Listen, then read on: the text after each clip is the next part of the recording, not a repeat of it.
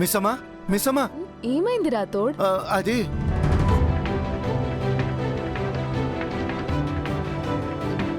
మేం ready miss అమ్మా.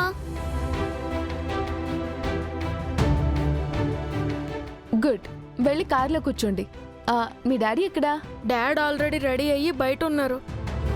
నీదే లేట్ మిస్ అమ్మా.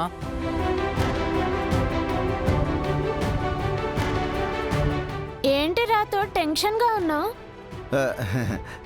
ఏమి లేదు బుజ్జమ్మ. అయితే రండి మరి. మీరు వెళ్ళండి, వెనకాలే మేము వస్తాం. వెళ్ళండి పిల్లలు. పద. పద రాథోడ్. ఒక్క నిమిషం మిస్సమ్మా, మనం గుడికి వెళ్ళకూడదు. ఏమైంది రాథోడ్? గుడికి వెళ్తే ప్రమాదం. ప్రమాదమా? ఎవరికి? బుజ్జమ్మకి.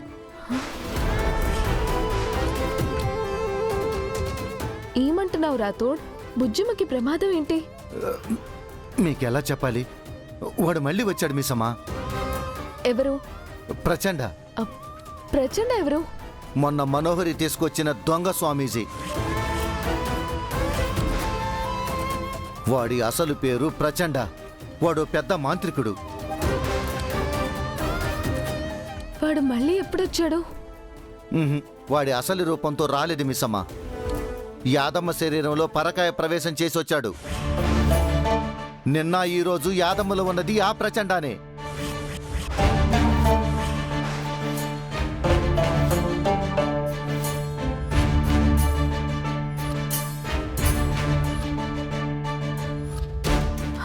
నిజమే రాథోడ్, నిన్న ఈరోజు యాదమ్మ బాడీ లాంగ్వేజ్ లో తేడా కనిపించింది.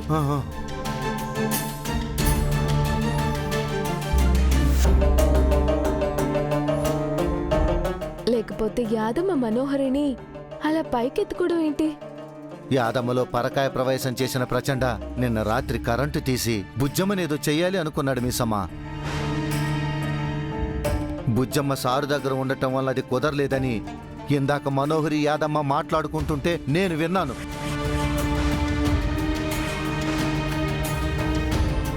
ఇందాకే ఆ ప్రచండ యాదమ్మ శరీరం వదిలేసి వెళ్ళాడంట. ఇప్పుడు అందరం బయటికి వెళ్తున్నాం కాబట్టి దారి మధ్యలో ప్రచండ బుజ్జమ్మనేదో చేయబోతున్నాడంట. ఇదంతా మనోహరి కుట్రే మిస్సమ్మ. ఇప్పుడు మనం బయటికి వెళ్తే బుజ్జమ్మకు చాలా ప్రమాదం. మనోహరిని ఏం చేసినా పాపం లేదు. ఇప్పుడే దాని సంగతి చెప్తాను. ఆగు మిస్సమ్మ, ఆగమ్మా. ఇప్పుడేమనొద్దు. సారుకు గతం అంతా గుర్తెచ్చాక సారే తన అంతు తేలుస్తాడు. ఇప్పుడు మాత్రం మనం బయటికి వెళ్ళొద్దు. గుడికి వెళ్ళి పూజ చేయాలని ఆయనతో చెప్పాం కదా రాథోడ్. ఇప్పుడు ఏం చెప్తాం? పోని మీరంతా వెళ్ళండి, నేను బుజ్జమ్మ ఇంట్లో ఉంటాం. గుళ్ళో పూజ చేయాలని మొక్కున్నదే బుజ్జమ్మ కదా. తను లేకుండా పూజల రాథోడ్. అయ్యో.